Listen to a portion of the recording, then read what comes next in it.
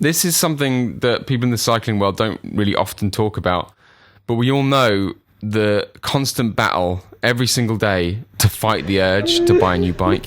When you can't fight anymore, the machine that's been haunting your dreams, keeping you awake at night, must be tamed, and you got to buy a new bike. When that new bike day arrives, is it going to fit? Is it the right colour? You better pray to the Asos sky that you've got the watts to justify riding around on it.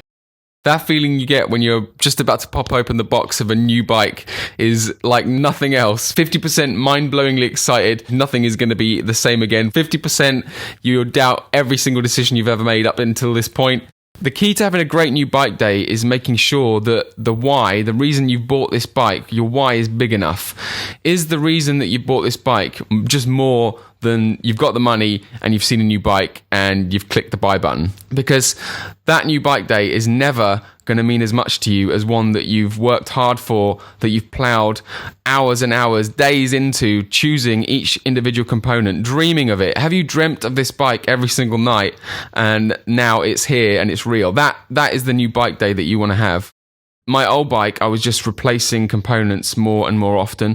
Things were going wrong and I was replacing them, and it just felt like the experiences that I'd learnt through the old bike, it was time to graduate to this new one. And for a long time, I'd planned for this summer to be the time that I buy something new that could bring more value to my cycling than my old bike could. I introduced to you the Ribble Eat Plants SL. This is new bike day. The frame set is Ribble's SL, fully carbon with a custom Eat Plants paint job. With everything pretty much getting made in China now, the reason I choose one manufacturer, one brand over another is because of their customer service, because of the experiences I've had with them in the past, because I like their designs, because their ethos aligns with mine.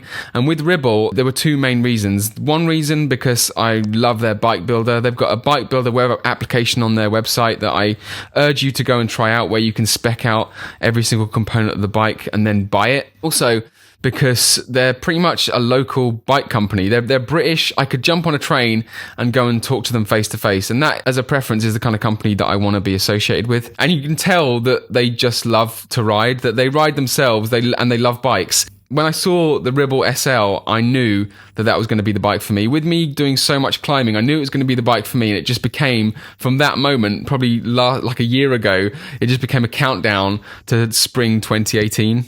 Next up, Dura Ace group set across the board. You know, I questioned whether I should be getting the Dura Ace, but for two reasons, I got it. Because one, I just for once in my life wanted to try out what the top end group set would feel like, so that I could actually say to you from experience whether it was worth getting over the 105. Is Shimano 105 different enough from Dura Ace? What are the differences, and why would you buy one over another? And I just wanted to experience that for myself. And also, with the goal of this bike being to be as overall light as possible, a climbing bike, you know, the 9100 was just a no-brainer. And the reason I went with mechanical is because I still like to have as much of the bike as possible, not relying on electronics. And I like to feel that I could at least fashion a new cable out of twigs if I'm in the middle of nowhere. Yeah. And a left side for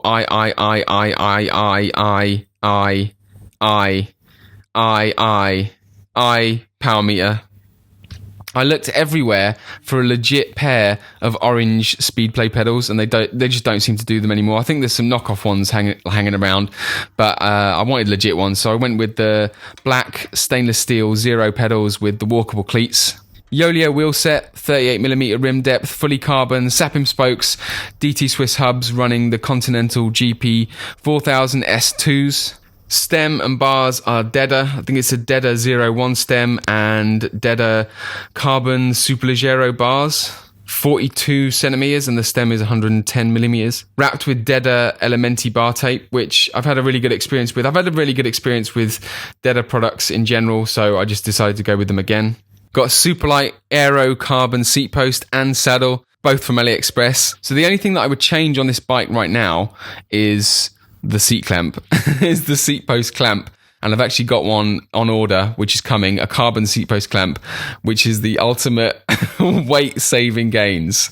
Having now ridden this a few times up some familiar climbs, those familiar 3-minute climbs have now become 2-minute 50 climbs without me having to put any extra effort in through the bike, which is insane. This is exactly what I wanted this bike to do, and it has met all my expectations. So on the maiden voyage of this bike, I was around Richmond Park and happened to bump into Lawrence, as seen on YouTube, and he picked up the bike and he thought it was going to be 6.4 kilograms on the nose. And I haven't had a chance to get hold of some luggage scales to actually weigh this thing yet. So I want you to guess down in the comments below, how much do you think this bike weighs as you see it now? And in an upcoming video, we'll get some luggage scales and we'll see who gets the closest. Maybe we'll even give out a prize.